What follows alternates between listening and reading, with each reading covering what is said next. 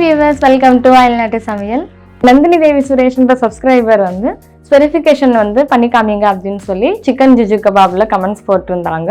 So அவங்களுக்காக இந்த வீடியோவில் வந்து நான் ஸ்பெரிஃபிகேஷன் செஞ்சு காமிக்க போகிறேன். ஸ்பெரிஃபிகேஷன் அப்படின்றது ஒரு culinary டெக்னிக். ஸோ அந்த டெக்னிக்கை வச்சு லிக்விடாக இருக்கிற ஏதோ ஒரு பேஸை நம்ம ஸ்பியர்ஸாக வந்து கன்வெர்ட் பண்ணுவோம். ஸோ ஃபார் எக்ஸாம்பிள் பார்த்தீங்கன்னா ஆரஞ்ச் ஜூஸாக சர்வ் பண்ணாமல் ஆரஞ்ச் ஜூஸை ஸ்பெரிஃபிகேஷன் டெக்னிக்கை வச்சு நம்ம வந்து ஸ்பியர்ஸாக மாற்றுவோம். அது அவுட்கம் பார்த்தீங்கன்னா அந்த ஃபிஷ் ஆயிலோட டேப்லெட்ஸ் இருக்கும் இல்லையா, அந்த மாதிரி இருக்கும். ஸோ உருண்டையாக வரும். இந்த ஸ்பெரிஃபிகேஷன் டெக்னிக் வந்து ரொம்ப இன்ட்ரெஸ்டிங்காக இருக்கும். கிட்ஸுக்கு வந்து ஒரு நல்ல ஒரு சயின்ஸ் ப்ராஜெக்டாக இருக்கும். ஸோ வீடியோ ஸ்கிப் பண்ணாமல் பாருங்கள். எல்லாருமே இது ஒரு ஃபன் ஆக்டிவிட்டியாக வீட்டில் ட்ரை பண்ணி பார்க்கலாம். ஸ்பெரிஃபிகேஷனை நம்ம 2 விதமாக பண்ணலாம். டிரெக்ட் மெத்தட், ரிவர்ஸ் மெத்தட் 2 இருக்குது. இந்த வீடியோவில் நான் வந்து டிரெக்ட் மெத்தட் தான் பண்ணி காமிக்க போகிறேன். ஸோ டிரெக்ட் மெத்தடை வச்சு நான் இன்றைக்கி சாக்லேட் ஸ்பியர்ஸ் பண்ண போகிறேன். ஃபஸ்ட்டு நம்ம இதுக்கு சாக்லேட் பேஸ் ப்ரிப்பேர் பண்ணிக்கணும். நான் அதுக்காக 200 ml வாட்டர் எடுத்திருக்கேன். இந்த ரெசிபிக்கு கண்டிப்பாக வந்து ஃபுட் ஸ்கேல் யூஸ் பண்ணணும். நம்ம மெஷர்மெண்ட் வந்து டேபிள் ஸ்பூன்லேயோ இல்லாட்டி கண்ணால் மெஷர் பண்ணால் சரியாக வராது. அடுத்தது 1.8 கிராம் சோடியம் ஆல்கினேட் எடுத்திருக்கேன். 0.3 கிராம் சோடியம் சிட்ரேட் எடுத்திருக்கேன். இப்போ இந்த எல்லா பவுடர்ஸையும் நம்ம தண்ணியில் மிக்ஸ் பண்ணிக்கணும். கையால் நீங்கள் மிக்ஸ் பண்ணிங்கன்னா சரியாக வந்து டிசால்வ் ஆகாது. ஒன்று இம்மர்ஷன் பிளெண்டர் வச்சு பண்ணணும், இல்லைனா வந்து நம்ம பிளெண்டர் மிக்சியில் யூஸ் பண்ணி நல்லா மிக்ஸ் பண்ணிக்கணும். ஸோ நான் இந்த மிக்சியில் இப்போ போட்டு பிளெண்ட் பண்ணிக்கிறேன். அப்போ தான் நல்லா டிசால்வ் ஆகும். இப்போ நான் மிக்சியில் அதை அரைச்சிருக்கேன், நல்லா டிசால்வ் ஆகிருக்கு. இப்போ இதில் வந்து 90 கிராம் வந்து சுகர் நான் எடுத்திருக்கேன். அதையும் போட்டு நல்லா அரைச்சிக்கணும். சோடியம் ஆல்கினேட் அப்படின்றது தான் இங்கே ஜெல்லிங் ஏஜென்ட்டு. அதை ஆட் பண்ணோன்னா அப்படியே ஒரு மாதிரி ஜெல்லியாக இருக்கும் இந்த லிக்விடு. இப்போ நான் 50 கிராம் வந்து கொக்கோ பவுடர் ஆட் பண்ணுறேன். டச் கொக்கோ பவுடர் இருந்தாலும் நீங்கள் ஆட் பண்ணிக்கலாம். அதையும் போட்டு நல்லா மிக்ஸ் பண்ணிக்கணும். நம்ம இங்கே கொக்கோ பவுடர் ஆட் பண்ணுறதுனால தான் சோடியம் சிட்ரேட் ஆட் பண்ணுறோம். எல்லா இன்க்ரீடியண்ட்டுக்கும் சோடியம் சிட்ரேட் ஆட் பண்ணணும்னு அவசியம் இல்லை.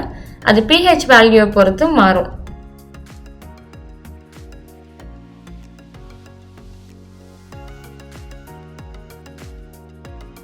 இப்போ நல்லா இதை நான் பிளெண்ட் பண்ணிட்டேன். பார்த்தீங்கன்னா மேலே ஃபுல்லாக பபிள்ஸாக இருக்குது. ஸோ நான் இப்போ இந்த பவுலில் வந்து ட்ரான்ஸ்ஃபர் பண்ணி வச்சுக்கிறேன். இந்த சாக்லேட் மிக்சரை இப்போ நான் ஃப்ரிட்ஜில் எடுத்து வைக்க போகிறேன். மேலே இருக்கிற பபிள்ஸ் எல்லாம் கம்ப்ளீட்டாக வந்து ரிமூவ் ஆகணும். ஸோ அது வரைக்கும் இதை நம்ம ஹைட்ரேட் பண்ணணும்.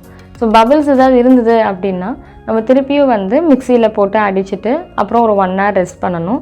நீங்கள் குறைஞ்சபட்சம் 2 மணி நேரம் இல்லை ஓவர் நைட் வரைக்கும் வந்து வச்சு பாருங்கள் பபிள்ஸ் எதுவும் ரிமூவ் ஆகுதா அப்படின்னு. இதை நான் ஓவர் நைட்டில் ஃப்ரிட்ஜில் எடுத்து வச்சுருந்தேன். பபிள்ஸ் எல்லாம் ரிமூவ் ஆயிடுச்சு. இப்போ அடுத்தது கால்சியம் பாத் ப்ரிப்பேர் பண்ணிக்கணும். அதுக்காக இப்போ 1 லிட்டர் வாட்டர் எடுத்திருக்கேன். 10 கிராம் கால்சியம் குளோரைடு. இதுங்க கால்சியம் குளோரைடுக்கு பதிலாக கால்சியம் லாக்டேட் கூட யூஸ் பண்ணிக்கலாம். தண்ணியை நான் வந்து ஒரு பவுலுக்கு ட்ரான்ஸ்ஃபர் பண்ணிக்கிறேன். அந்த தண்ணியில் இப்போ 10 கிராம் கால்சியம் குளோரைடை ஆட் பண்ணுறேன். இது நல்லா கம்ப்ளீட்டாக டிசால்வ் ஆகிருக்கணும். அந்த அளவுக்கு நல்லா கரைச்சி வச்சுக்கணும்.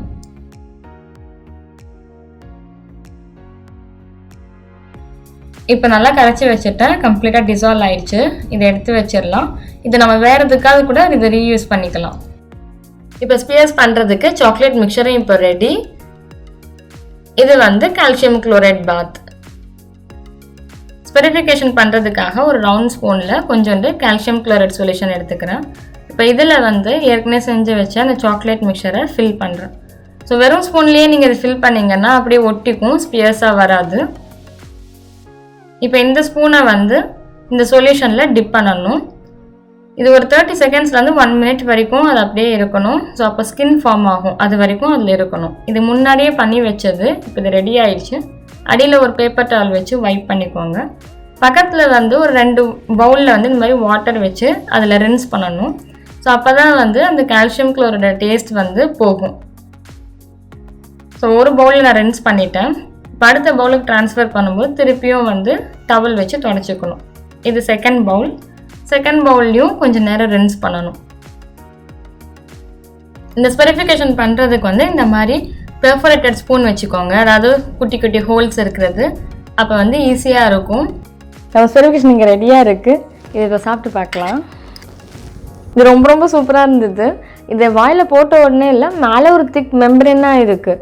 கடித்த உடனே வந்து அப்படியே ஃபுல்லாக சாக்லேட் சிரப் அப்படியே ஃபுல்லாக வாய் ஃபுல்லாக ஊற்றிக்கிட்டா எப்படி இருக்கும் அந்த மாதிரி அப்படியே லிக்விட் வந்தது. இந்த சாக்லேட் மிக்சரை வச்சு எப்படி குட்டி குட்டி ஸ்பியர்ஸ் பண்ணுறதுன்னு காமிக்கிறேன். அதுக்கு வந்து சிரிஞ்சில் இன்ஃபில்லர் எடுத்துக்கோங்க. இந்த சாக்லேட் மிக்சரை இந்த சிரிஞ்சில் வந்து ஃபில் பண்ணிக்கணும். அதுக்கப்புறம் வந்து இந்த கால்சியம் குளோரைட் சொல்யூஷனில் அப்படியே ஒரு ட்ராப்பாக வந்து நம்ம விட்டோம்னா அது ஸ்பியர்ஸாக வந்து ஃபார்ம் ஆகும். இது சிரிஞ்சில் பண்ணுறது கஷ்டமாக இருந்ததுன்னா டோசிங் ட்ரே அப்படின்னு சொல்லி விற்கிறாங்க. அது ஒரே நேரத்தில் நிறைய ஸ்பியர்ஸ் பண்ணுறதுன்னா அது கொஞ்சம் ஈஸியாக இருக்கும். ஸோ அதே ப்ரொசீஜர் தான் வந்து அப்படியே வந்து ஸ்கின் ஃபார்ம் ஆகிற வரைக்கும் ஸ்டிர் பண்ணணும். அப்போ தான் ஒட்டிக்காமல் இருக்கும்.